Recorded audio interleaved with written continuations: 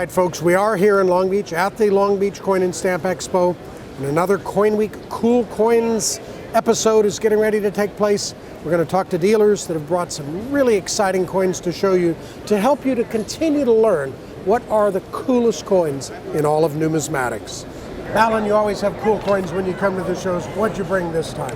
Well, David, this time I brought along an 1871 cc seated dollar. The interesting thing about the 71cc seated dollar is it is the lowest mintage Carson City coin. Sure, other coins are rare, such as the 1873cc dollar, which they had a higher mintage, but in 73 most of them were melted.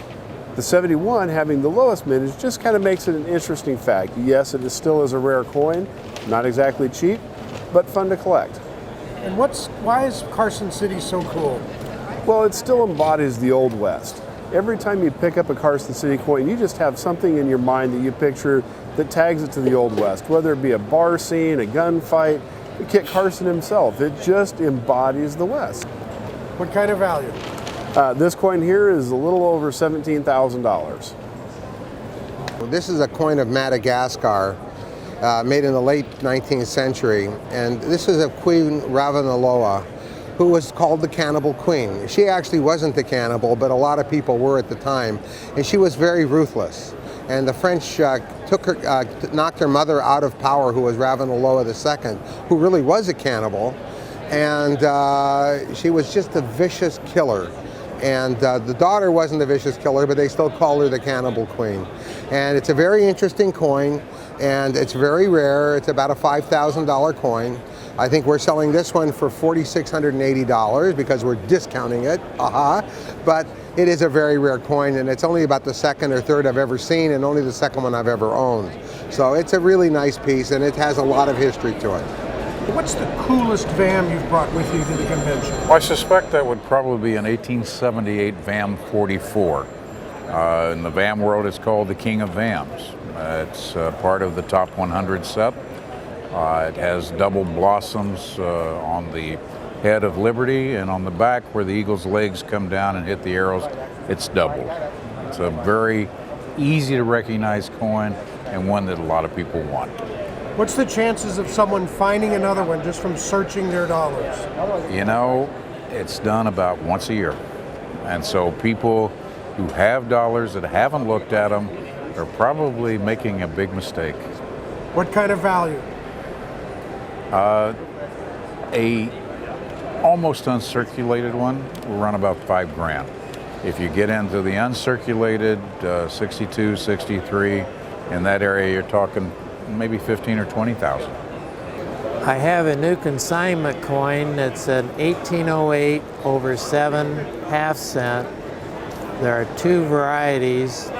One is very, very common, the Coin 2, but this one is a Coin 1, and this is about the 16th known piece.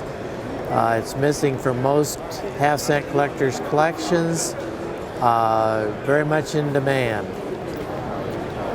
And it's not a very high-grade coin either. One just sold at the A&A in August, it was fine 12, and it sold for around $125,000. And what kind of collector base for these things? How strong is the collector base?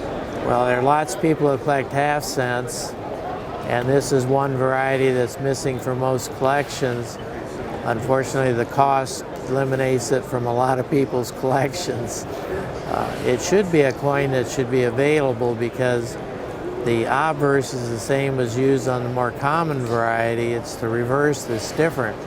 And there's no massive die failure to explain why this is so rare. What would cause an overdate? Why did that happen? They just used an 1807 die and punched an 8 over the 7. What kind of value? This one's worth about $35,000.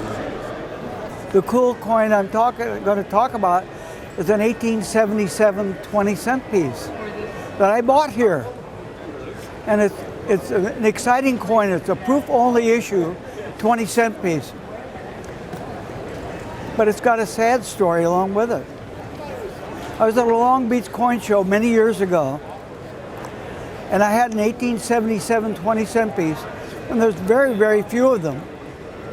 And it was in extremely fine condition, which is rather rare. It's only in proof, and it's rare that the coin could be circulated. But anyway, I had it on display, and a guy that I recognized as a coin dealer came up to me and he said, I want to show this coin to Annex to see if they think it's real. So I said, okay. I gave him the coin. He never came back. So I lost an 1877 20-cent piece in extremely fine. So it hurts me every time I see one. So I bought this one here. It's one of my favorite coins to buy because it's such a very scarce coin. I think they only made about 300 of them. What kind of value? Oh, this lovely coin I paid almost $6,000 for, and it's a proof 63. Well, one of the neat ones is this small motto 2-cent piece, 1864. There's two varieties in the red book, the small motto and the large motto. This is the much rarer of the two varieties. This is the Regency holder that PCGS issued in the 1990s for a few years only.